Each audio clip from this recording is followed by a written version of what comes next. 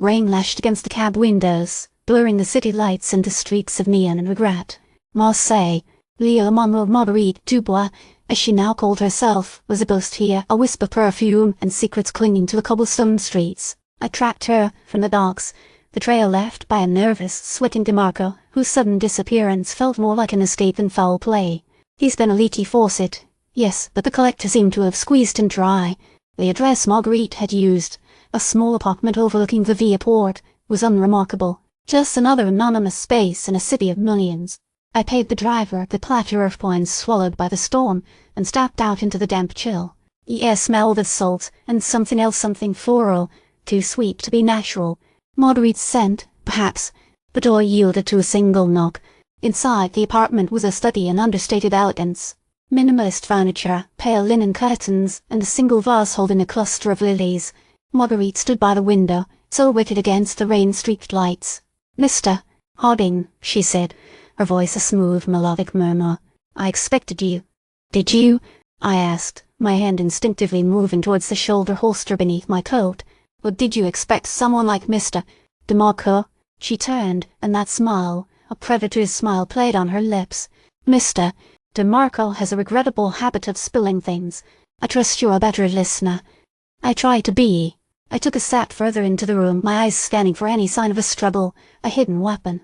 "You know why I'm here, Marguerite. Arthur's disappearance is a tragedy," she said, her voice laced with an almost theatrical sadness. "He was a complicated man, driven by ambition, a collector of rare artifacts, like myself, though his taste ran more towards textiles than jewels."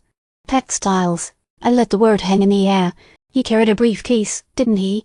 "Indeed. A rather unremarkable piece of leather, though I believe he cherished it dearly." "Do you know what was inside?" A smile widened, just a fraction. "That, Mr.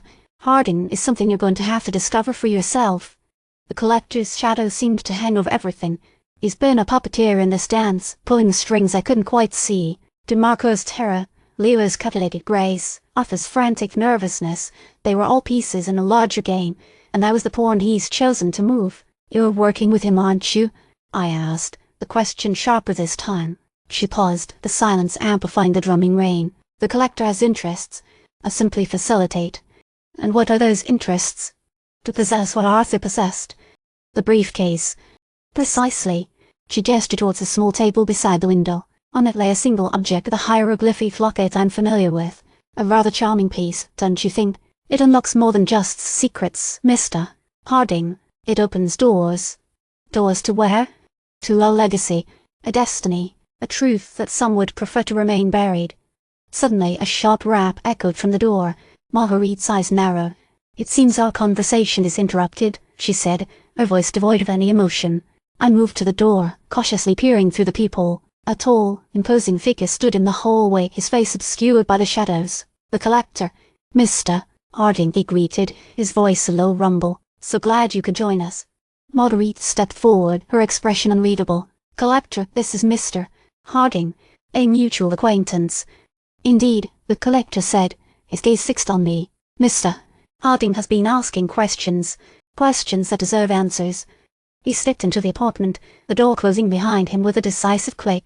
The rain seemed to intensify, drumming against the windows like a relentless warning. "I believe," the collector continued, his voice dripping with menace, "it's time you learned the truth about Arthur Monroe and the contents of his briefcase." He gestured towards Marguerite. "Show him." Marguerite, with a slow, deliberate movement, opened a hidden compartment in the wall. Inside, nestled on a velvet cushion, lay Arthur Monroe's briefcase. "What's inside?" I asked, already knowing I wouldn't like the answer.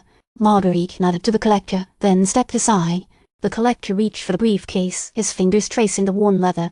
He opened it. Inside, neatly arranged on a bed of crimson silk, were textiles or artifacts. They were stacks of bound ledgers. "Records," the collector said, his voice flat. "Financial records. Proof of Arthur Monroe's dealings. Deals with individuals who would rather see him silenced." I glanced at the ledgers. The names printed within were familiar names of powerful politicians, corrupt businessmen, and ruthless gangsters. Arthur Monroe hadn't been collecting textiles. He's been collecting secrets. He was blackmailing them, I realized. He was going to expose them.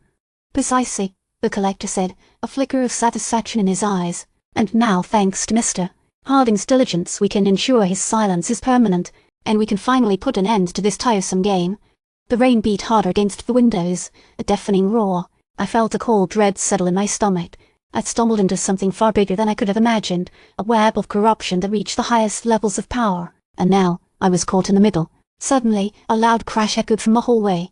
The door burst open and a shadowy figure stumbled into the apartment, clutching his arm. He wore the uniform of a Marseille police officer.